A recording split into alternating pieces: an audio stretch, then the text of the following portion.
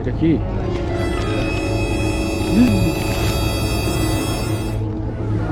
তার সঙ্গে বিদেশে বাঁশের টুকরি, কাঠের গামলা। কোথায় এলাম আমরা?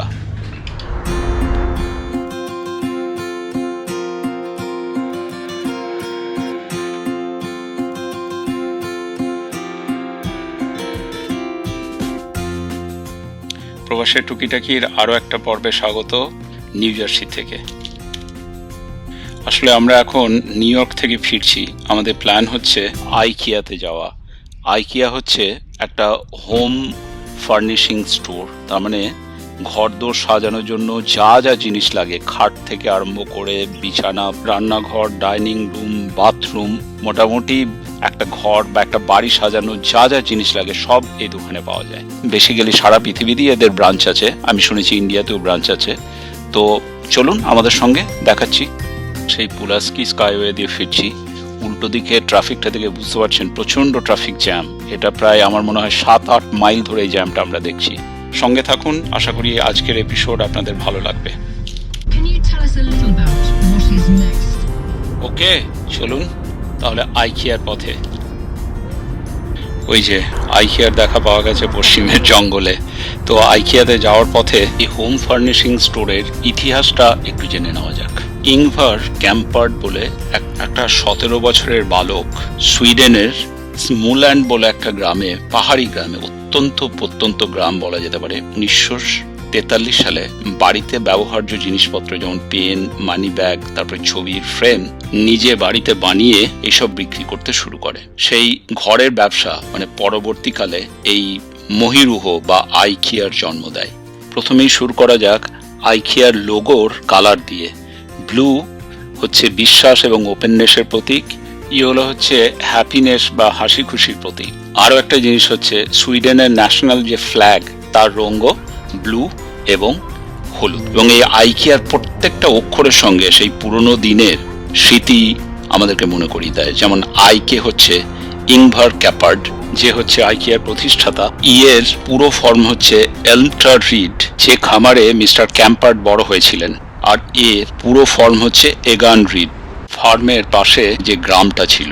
একটা ডিসক্লেমার এখানে দিয়ে রাখি, এই যে আজকের পর্বটা কোনো মতেই কিন্তু আইকিয়ার স্পন্সর নয়, এটা আমার পার্সোনাল ভিজিট থেকেই রেকর্ড করছি। 2019 সালের হিসেব অনুযায়ী সারা পৃথিবীতে 433টা আইকিয়া স্টোর আছে। যদিও যে জিনিসগুলো এখানে বিক্রি হয় তার বেশিরভাগই সুইডেনে তৈরি নয়, কিন্তু প্রত্যেকটা জিনিসের পিছনে একটা স্ক্যান্ডিনেভিয়ান টাচ আছে। প্রথম দিন থেকেই আইকিয়ার মোটো হচ্ছে যে অল্প খরচে, একটু ডিফারেন্ট কিন্তু বাট ভেরি গুড কোয়ালিটির অত্যন্ত আকর্ষণীয় জিনিস সাধারণ লোকের কাছে পৌঁছে দেওয়া। কারণ সবার পক্ষেই তো ডিজাইনার জিনিস কেনা সম্ভব হয় না, জেনারেলি স্পেশাল মেড জিনিসগুলোর দাম খুব বেশি হয়।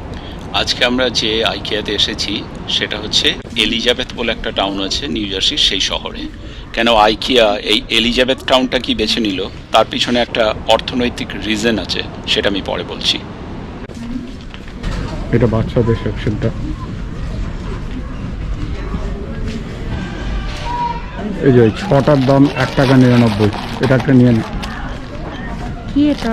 গ্লাস। এটা বাচ্চাদের হলো, নিয়ে নে, কাজে লাগবে।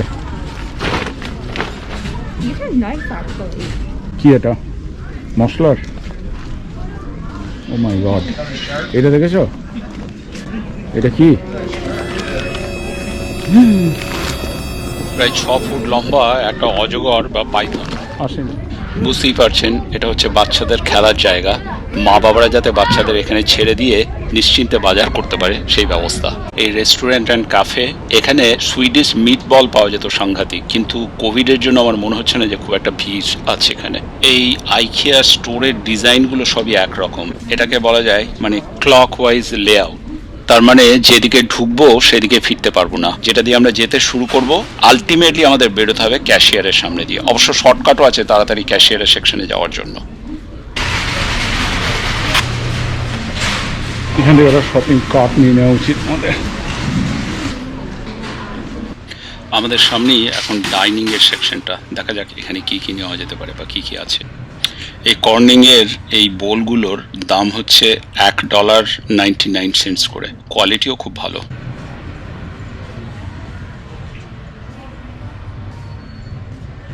আর এই খাবার প্লেটগুলো, এগুলো আনব্রেকেবল, এগুলোর দাম এখন হচ্ছে 79 করে। আমার যতদূর মনে আছে আগে এগুলো $1 করে ছিল, দাম কমে গেছে।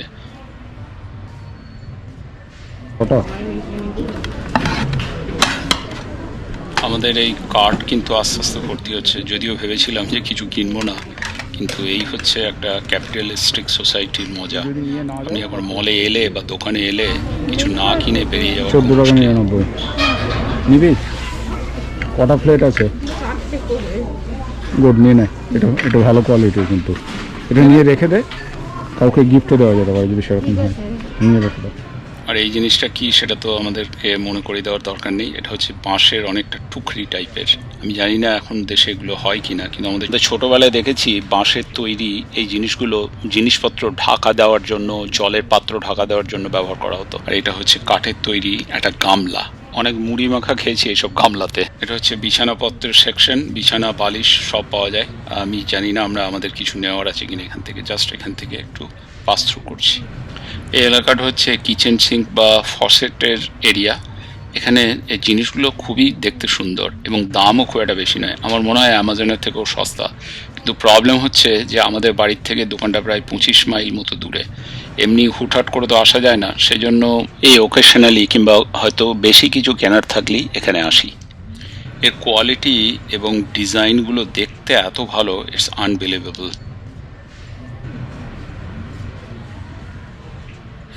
এটা হচ্ছে আলোকের ঝর্ণা ধারার এলাকা। এখানে বিভিন্ন রকমের বাল্ব রয়েছে। এখন বেশিরভাগই আমি দেখছি ডিজিটাল বা স্মার্ট বাল্ব।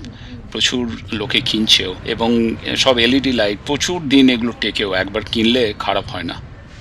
আর এই সেকশনটা হচ্ছে আয়না বা মিরারের সেকশন, এবং আবারও বলছি বিভিন্ন রকমের, বিভিন্ন ধরনের, বিভিন্ন স্টাইলের আয়না এখানে। আর একটা জিনিস এখানে জানিয়ে রাখি, এই যে আয়নাগুলো, এত বড় বড় জিনিসগুলো কিন্তু এখান থেকে তুলে নিয়ে গিয়ে ওই কাউন্টারে দাম দেওয়ার জন্য নিয়ে যেতে হয় না।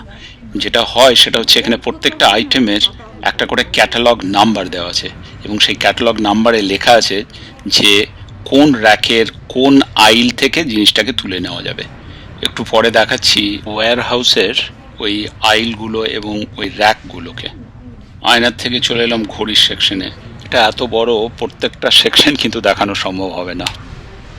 এখন আমরা আস্তে আস্তে কাউন্টারের দিকে যাচ্ছি, এবং এই বড় বড় জিনিস যেগুলো কিনেছি সেগুলো ওই ওয়্যার হাউস থেকে আমাদের নিজেদেরকেই তুলে কাটে নিতে হবে।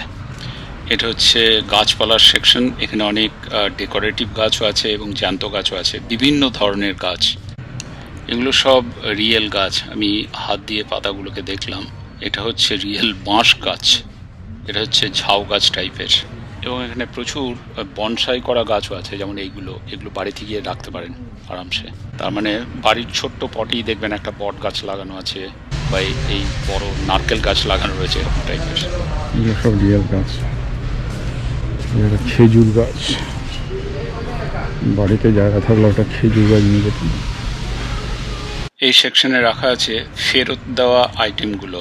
হয়তো লোকে যে জিনিসটা কিনে নিয়ে গিয়েছিল তারপরে পছন্দ হয়নি, কিংবা কোনো কিছু মানে ড্যামেজ ছিল, তখন সেই আইটেমটাকে এখানে ফেরত দিয়ে যায়। অনেক সময় এখানে অনেক ভালো ভালো জিনিসও পাওয়া যায় খুব কম দামে, অনেক লোকে কেনেও। দেখতে পাচ্ছেন এখানে বেশ ভিড়ও রয়েছে, এবং কোনো কোনো আইটেম মোটামুটি প্যাকেট থেকে না খুলেই এখানে ফেরত দিয়ে যায়, সেগুলোও বিক্রি হচ্ছে। হয়তো হয় কি যে এগুলো অ্যাসেম্বল করতে হয়, তো দেখা গেল যে অনেকগুলো আইটেমের মধ্যে হয়তো একটা স্ক্রু মিসিং কিংবা একটা হিঞ্চ মিসিং, সেসব ক্ষেত্রে লোকে জিনিসটাকে পুরো ফেরত দিয়ে চলে যায়। এই যে যেমন একটা ফ্রিজ এখানে রয়েছে, এটা মাত্র $700 মতো দাম, বিশাল সাইজের ফ্রিজ, এবং আমার মনে হয় এটা চালু কন্ডিশনেও আছে। এমনিতে দামের অ্যাটলিস্ট $3000 তো হবেই। এটা 800 টাকায় যদি কেউ কিনে নিয়ে যায়, হয়তো সামান্য একটু মেরামত করতেও হলেও হতে পারে। সেরকমভাবে এটা হচ্ছে একটা কমপ্লিট কুকিং রেঞ্জ। এর মধ্যে 4টে বার্নার আছে, ব্রয়লার আছে, ওভেন আছে। পুরো জিনিসটার দাম হচ্ছে $219। এই আগের কার্ডটাতে যেমন ছোট ছোট জিনিসগুলো নিয়ে যাওয়া যেতে পারে, সেরকম যখন এই বড় বা ভারী জিনিস নেওয়া হবে তখন এখান থেকে আমরা একটা একটু ইন্ডাস্ট্রিয়াল কোয়ালিটির কার্ট নিয়ে গিয়ে পরে জিনিসটা চড়িয়ে জেনারেলি ঠেলে নিয়ে গিয়ে দামটা দেওয়া হয়। যে আমার মেয়ে কিছু জিনিস কিনেছে ওগুলোকে এখনও ট্রান্সফার করে নেবে এই কার্টটাতে। যে কথা বলছিলাম, যে কোনো বড় বড় আইটেম সেটা হয়তো আপনি উপরের ওই শোরুমে দেখে নিলেন যে এটা পছন্দ হলো, তখন ওখানে একটা ক্যাটালগ নাম্বার দেওয়া আছে এবং সেই ক্যাটালগ নাম্বারে লেখা আছে যে কোন গলিতে বা কোন আইলের কত নম্বর র্যাকে ওইটা আছে।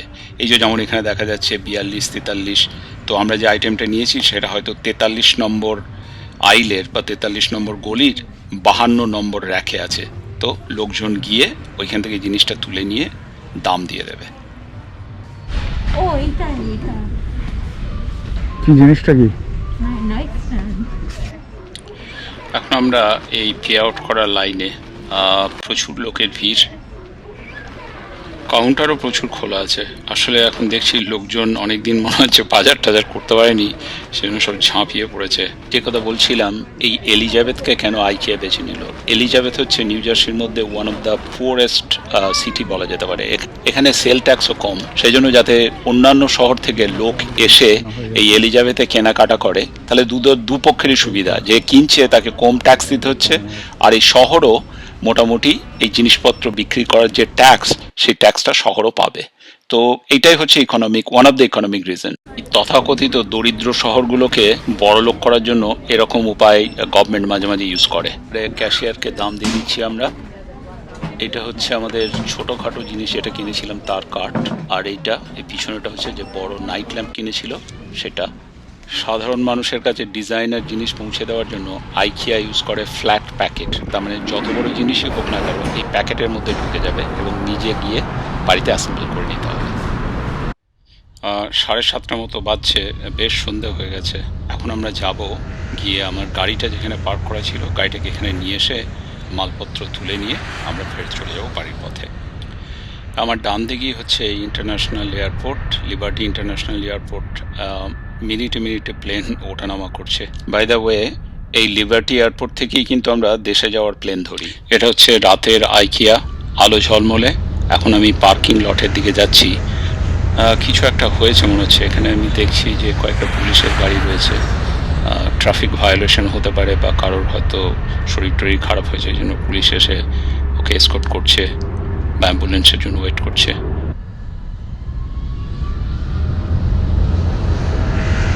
আপনারা দেখতে পাচ্ছেন কিনা জানি না, এই আলোর চকমকানিটা, এখানে অ্যাকচুয়ালি একটা প্লেন উড়ে যাচ্ছে, এইমাত্র এয়ারপোর্ট থেকে উঠলো।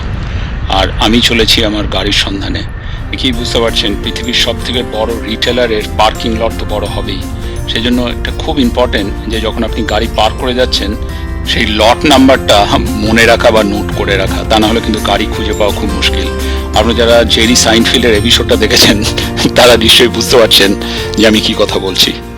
আজকের পর্ব এখানেই শেষ করছি। আমি এসে গেছি আমার গাড়ির কাছাকাছি। তো এবার গাড়িটাকে নিয়ে গিয়ে জিনিসপত্রগুলোকে লোড করে বাড়ি যাব।